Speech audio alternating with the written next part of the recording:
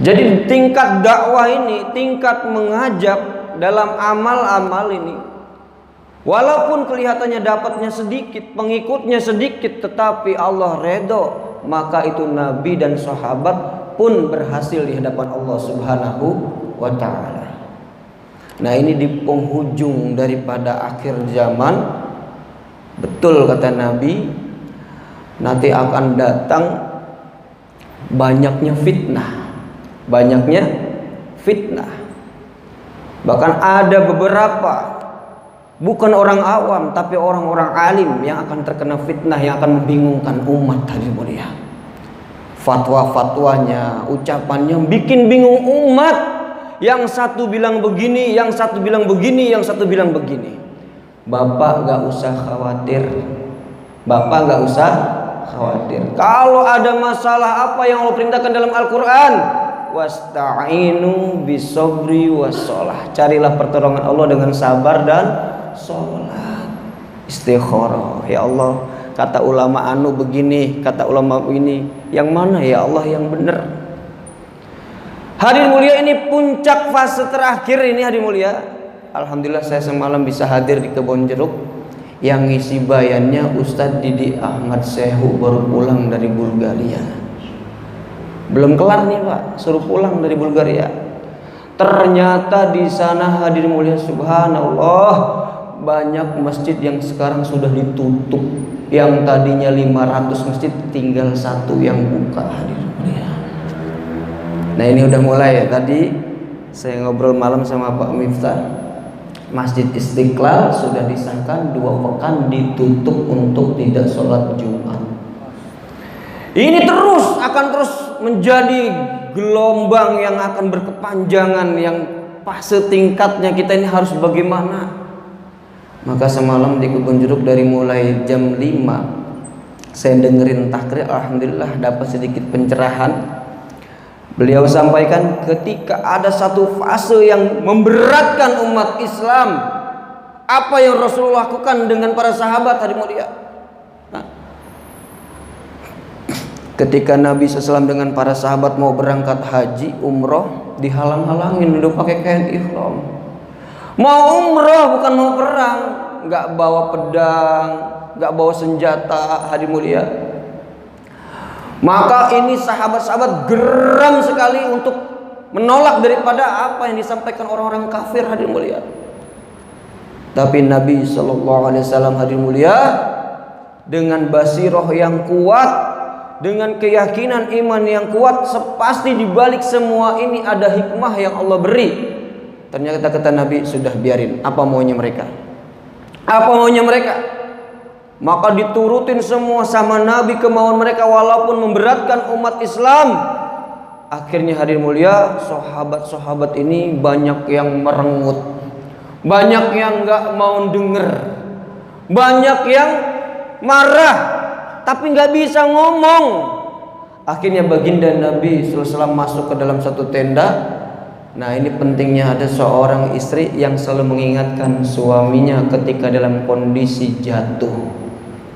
Bininya paham dengan agama. Kata istrinya, wahai Rasulullah, sahabat kamu memang sedang tuli. Orang kalau udah emosi Pak, gak bakal bisa ngedenger lah lagi. Coba Bapak kalau ngomong sama orang lagi marah, kira-kira gimana Pak? Gak bakalan bisa kedengeran. Tapi kata istrinya Nabi SAW, memang sahabatmu telinganya tuli tetapi matanya masih melihat. Akhirnya Nabi nyontohin, padahal di pertengahan jalan nggak masuk ke Mekah hadirin mulia, itu Nabi potong rambutnya, digundulin rambutnya, maka sahabat pun menggunduli rambutnya. Akhirnya pulang. Masya Allah, betul. Di begitu suasana terjepit, terberatnya sahabat ingin melakukan satu ibadah tapi tidak diizinkan hadirin mulia. Akhirnya di 2 tahun kemudian Allah datangkan kemenangan di Fatu Mekah, berbondong-bondong umat masuk ke dalam agama Islam. Gitu Pak. Ini sekarang kita nih masih sabar-sabar nunggu. Kalau Bu Yahya sampaikan ngambil tengahnya. Kalau memang tim medisnya jujur, pemerintahnya jujur, dia yang datang ke masjid menjelaskan kepada warga-warga apa yang telah terjadi, bagaimana mensikapinya. Jangan main tutup-tutup doang, tapi nggak dijelasin kepada masyarakat. Dan yang boleh menjelaskan itu adalah tim medis dan juga pemerintahnya. Jadi ulama-ulama ini nggak ada berhak untuk tutup masjid, nanti corona. Nanti tim medisnya sama tim pemerintahannya, kalau dia jujur, hadirin mulia. Dan ternyata saya dapat satu informasi yang luar biasa. Di kereta saya, di samping ada anak muda, dia punya teman sahabatnya dokter besar. Virus corona ini nggak membahayakan kayak virus-virus kayak DBD. Masih ada jangka 14 hari itu virus kalau masuk ke dalam tubuh kita. Dan kalau imun kita nih kuat, virus itu akan mati, hadirin mulia. Masih ada 14 hari, Pak. Jadi karena memang ini terlalu dibesar-besarkan, akhirnya menjadi momok yang menakutkan, sehingga hari ini banyaklah mati-mati usaha-usahanya orang muslim. Orang-orang hari ini berdagang, masya Allah, di malam. Kenapa Pak banyak dagang di sini? Di majelis-majelis lain sudah ditutup majelisnya, jadi nggak bisa dagang lagi, nggak bisa usaha lagi. Coba mereka punya anak, punya istri, dampaknya sangat luar biasa. Tapi ini pun semua maunya Allah. Kalau Allah sudah mau, pasti berkehendak, kun fayakun, jadilah jadi.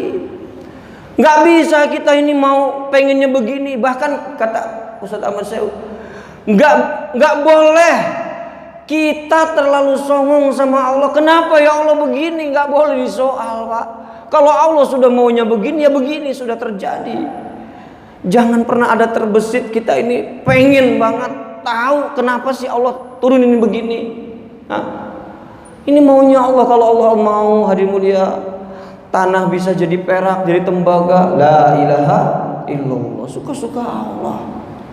Kalau mau Allah ini langit menjadi emas semuanya, menjadi tembaga semuanya, bisa. Nggak ada yang nggak mungkin. Semua ini semua kehendak Allah. Pasti dibalik ini nanti Pak, sabarnya kita, akan terjadi banyak orang berbondong-bondong masuk Islam. Sekali lagi Pak, surat idza jaa nasrullahi wal fath itu akan terjadi kembali. Suatu saat orang akan rindu dengan masjid, dengan Islam yang hari ini mulai di-cut, dipotong-potong, bahkan dibatasi kegiatannya. Sabar ya Pak ya. Hadirin mulia, ini pelajaran yang sangat besar. Sampai terakhir Ustaz Ahmad Syaiq sampaikan, orang Pak kalau ngaji itu katanya jangan cuma belajar kitab doang. Jangan belajar yang nampak, yang zahir. Ada seorang ulama besar, dia hafal ribuan kitab, hafal Al-Quran, bahkan yang duduk dalam majlisnya pun ulama-ulama semua. Anak didiknya udah jadi ulama besar semuanya. Tapi ada perasaan rasa dia sudah paling terbaik. Allah datangkan seorang wali untuk menegur dia dalam majelis. Fulan, ini kebetulan pas banget kamu sudah membahas bab masail. Coba saya mau tanya sama kamu, jelaskan bagaimana ketika Rasulullah SAW meninggal dunia, dipandikan itu dengan air, maka air ini turunnya kemana, hilangnya kemana. Akhirnya itu ulama besar, karena orang ahli kitab ini Pak penasaran, dibuka turunin kitabnya satu-satu, dibaca nggak ketemu, dibaca yang satu kitab lagi nggak ketemu. Akhirnya sampai kelelahan dia tertidur di atas kitab tumbuhan, kitab-kitab yang banyak, mulia. Dikala dia tidur, bermimpi berjumpa dengan baginda Nabi Muhammad SAW, dengan orang yang tadi nanya, ya Rasulullah, pas banget, saya sudah lelah nyari titik jawaban belum ketemu. Kamu mau nanya apa, kata Rasulullah? Kamu mau nanya airnya kemana, yang daripada jenazahku yang dipandikan itu airnya larinya kemana? Jangan tanya saya, nih tanya dia yang tadi ngasih pertanyaan. Dia bisa menjawab, kata Nabi SAW. Ternyata hadirin mulia, kata orang tadi, airnya baginda Rasulullah SAW, bekas pemandian daripada jenazahnya, itu disedot oleh matahari, menggumpal menjadi awan, maka turunan-turunan daripada tetesan hujan itu menjadi musola-musola dan masjidnya Allah Subhanahu wa ta'ala. Sekarang masjid sedang berkabung menangis Pak, banyak yang sudah ditutup gak hidup amal. Dua kemungkinan akan terjadi di balik nanti datangnya huru hara besar, dan juga akan datang pertolongan hidayahnya Allah setelah kejadian itu. Tinggal kita kuat-kuatin iman. Terus bagaimana menyikapi daripada fase ini wabah hadirin mulia? Ada kata Ustaz Ahmad Syekhu, seorang sahabat yang punya semangat tinggi. Bahkan hadirin mulia, kurang solehnya apa sahabat-sahabat Nabi? Bagaimana Sayyidina Umar kurang solehnya, Sayyidina Anas, Sayyidina Mu'adz bin Jabal hadirin mulia, sampai Sayyidina Mu'adz bin Jabal berdoa kepada Allah doa yang ekstrim hadirin mulia. Ya Allah, kiranya memang wabah penyakit itu mendatangkan kasih sayang Allah dan derajatnya tinggi di sisimu ya Allah, berikan itu kepadaku dan keluargaku. Suatu keluarga Mu'adz bin Jabal mati dalam keadaan kena wabah penyakit taun hadirin mulia. Kalau kita jangan, kata Ustaz Ahmad Syekhu, belum kuat ya. Lah tapi kalau datang sampai ke dalam diri kita, kita ikhlas, mudah-mudahan ini menjadi penghapus dosa kita dan tingginya derajat kita di sisi Allah Subhanahu wa taala. Amin ya rabbal alamin. Kita nggak minta juga, ketika datang kita nggak lari. Jangan takut. Orang kalau memang sudah waktunya meninggal, walaupun dengan corona ataupun tidak, pasti mati. Nggak ada orang yang namanya meninggal karena ini karena itu, semua dari kehendak Allah. Dicabut oleh malaikat Israel dengan perintah Allah Subhanahu wa taala. Nah ini Masjid Miftahul Huda, kalau bisa ini sebelum banyaknya pemerintah yang datang, nanti pasti bergelombang datang dari Bandung, kan sudah ditutup tuh masjid alun-alunnya di Bandung, terus Jakarta masjid besarnya Istiqlal, mungkin nanti Bekasi juga Al-Barkah itu, nah, kabupaten itu masuk ke kota juga. Nah itu mungkin satu-satu yang diambil kepalanya dulu untuk jadi sampel. Bahasanya orang gampang begini, itu aja yang di Makkah aja ditutup ya, terus lagi itu aja agim pengajian yang gede ditutup, terus lagi Al-Ihya aja ditutup, itu ribuan jemaahnya, terus kadang-kadang kita jadi pertanyaan, kenapa kok masjid dulu gitu, mal-mal lah, yang lainnya ini kok belum gitu kan. Nah ini memang fasenya yang Allah mau beri untuk menahan sabarnya umat Islam, sehingga mungkin banyak tangisan yang akan datang di hadapan umat Islam. Dia berdoa hidayah, ya Allah kuatkan hati kami ya Allah. Nah itu ada satu masjid di Bulgaria, kata Ustaz Ahmad Syekhu, yang azan satu orang Pak Haji, yang imamin dia tinggal satu kakek-kakek itu yang mau sholat, yang lainnya sudah antisipasi membackup dirinya untuk tidak terkena virus corona, sholatnya di rumah-rumah. Nah mungkin nanti akan terjadi, cuman tinggal kita hari ini niatkan yang kuat. Kalau masih belum ada larangan yang begitu kuat, kita datang ke masjid, doa sama-sama, jangan sampai dihindarin. Terus kata Bu Yahya, kalau gimana salam-salaman? Dia tanya sama tim dokter yang ahlinya, nggak apa-apa salaman, yang penting kalian sudah membersihkan tangan kalian, disediakan antiseptik ya. Jangan ngikutin budaya-budaya orang lain, apalagi sekarang udah salaman diganti dengan sikut sama sikut. Subhanallah, lagi viral nih Pak. Yang ngajarin bukan orang umum. Ya Allah, Dewan Masjid seluruh Indonesia dengan menteri-menterinya dan juga wakil presidennya salaman begini Pak.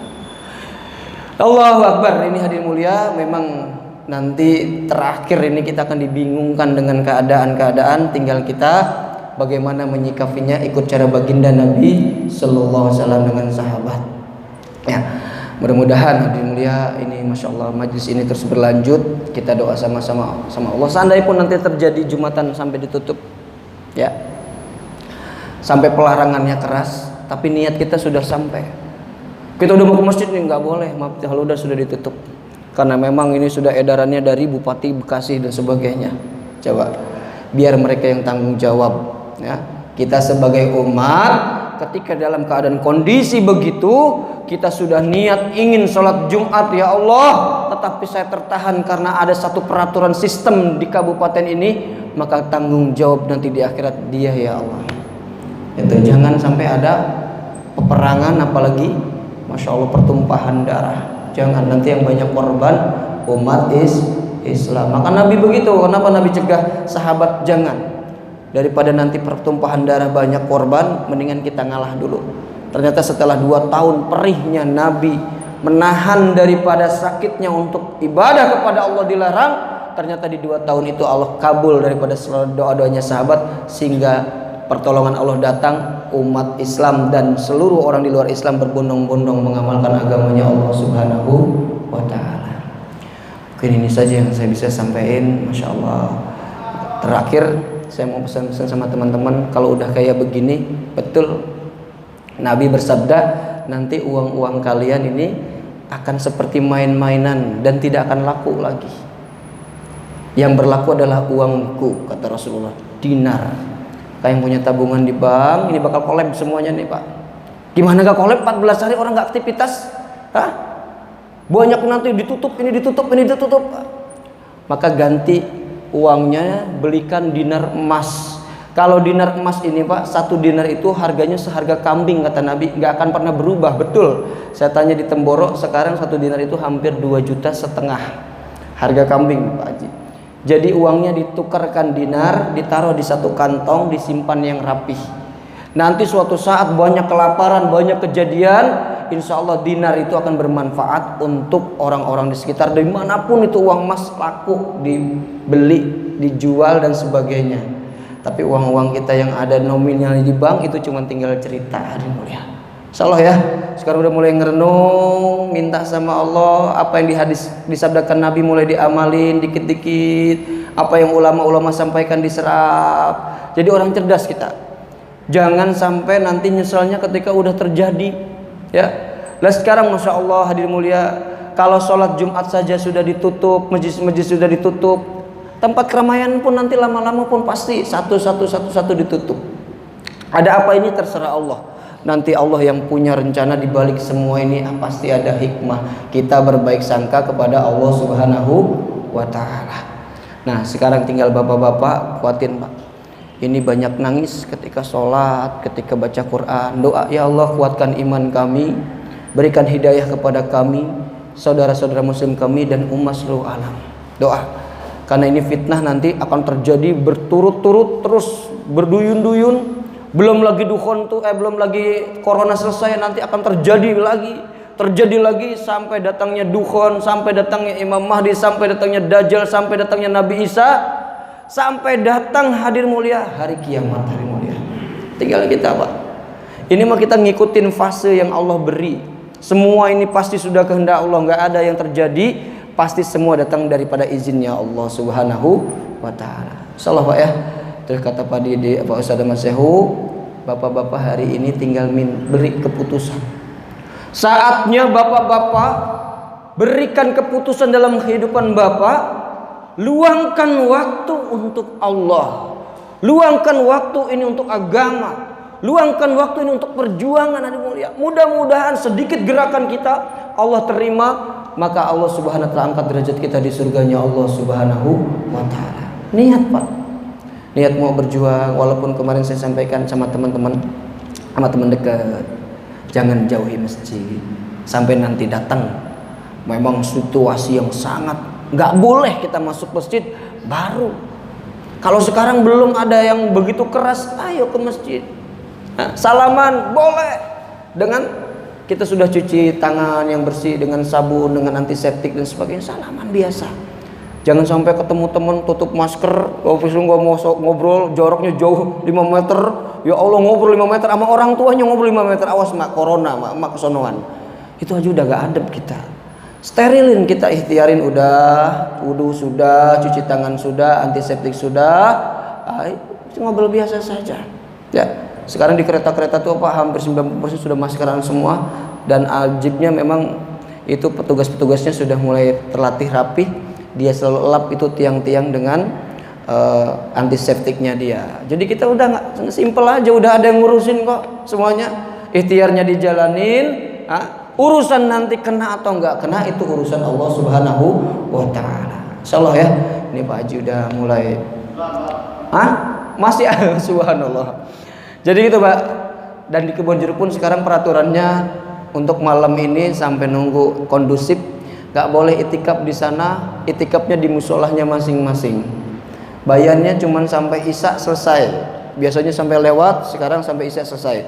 Dan jamaah yang keluar 3 harinya di masjid-masjid yang belum bisa terima karena ada situasi kayak gini, sampai diizinkan boleh keluarnya di musolahnya sendiri selama 3 hari.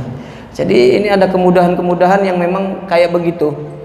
Emang kalau bahasa ngejosnya, semangatnya ini nggak bisa kayak begini.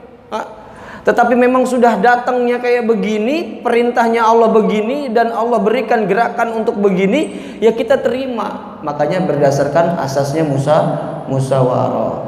Kenapa kemarin kayak di Fakato dibubarkan dan sebagainya? Ya mungkin melihat pemerintah di Malaysia kemarin ada berapa? Hampir 194 yang katanya kena corona. Tadi malam katanya ada juga orang meninggal, kemarin meninggal, nggak tahu kasusnya apa, dikuburnya jam 12 malam, takut khawatir corona. Ya itu mah sudahlah, urusan memang meninggal sudah urusan Allah Subhanahu wa taala. Adapun kena corona atau tidak corona itu semua sudah kehendak Allah Subhanahu wa taala. Insyaallah mungkin itu saja yang saya sampaikan. Kita sama-sama doa, Pak. Mudah-mudahan Allah berikan kita ini kuat iman kita dan tingkatkan amal. Jadi jangan kendor gara-gara corona, sholat di rumah males, akhirnya nggak sholat, ya kan begitu. Emang kalau ngikutin hadis baginda Nabi SAW hari mulia yang di satu hadis ini, Pak, jangan ditelan mentah-mentah. Yang ini satu begini, yang satu begini, ditelan satu doang. Ada keadaan Nabi menyampaikan daripada hadisnya itu dalam kondisi keadaan yang begini dia sampaikan begini. Jadi jangan ditelan mentah-mentah, semua harus dikaji dengan para ulama yang paham dengan ilmunya. Contoh kata Nabi SAW, barang siapa yang sholat tidak berjamaah, maka satu kampung itu dikuasai oleh setan. Ya, yaitu kenapa? Kondisinya aman, kondisinya bagus, ini orang malas ke masjid, bahkan dia sholatnya di toko-toko di rumahnya sendiri. Nah itu Nabi kasih ultimatum. Tapi kalau udah kondisinya kayak begini, udah mungkin yang memang luar biasa banyaknya wabah, maka hukum fikih juga berlaku. Kata Gus Betmah, kalau ada orang yang kena penyakit itu, dia keluar rumah bertemu dengan orang-orang, itu orang yang punya penyakit haram dia keluar rumah nyampein orang-orang, ya salaman ngobrol, karena dia udah tahu dia udah punya penyakit, takutnya nular gitu. Terus kalau orang yang sehat udah tahu di Wuhan itu memang tempatnya corona umpamakan itu, dia sengaja mau jalan-jalan ke sono, itu pun orang yang sehat haram keluar ke sono, begitu. Paham Pak? Masuk tuh. Iya, tapi kalau kita sama-sama sehat, belum Masya Allah, penjagaan sudah kita mulai, ya sudahlah, jangan terlalu parah-parah banget gitu. Jadi ada hadis-hadis Nabi yang kita pahami, jangan sepotong-sepotong. Itu semua pasti ada di balik kisah-kisah perjalanan sahabat dengan Nabi ketika menyampaikan ini agama. Insyaallah ya.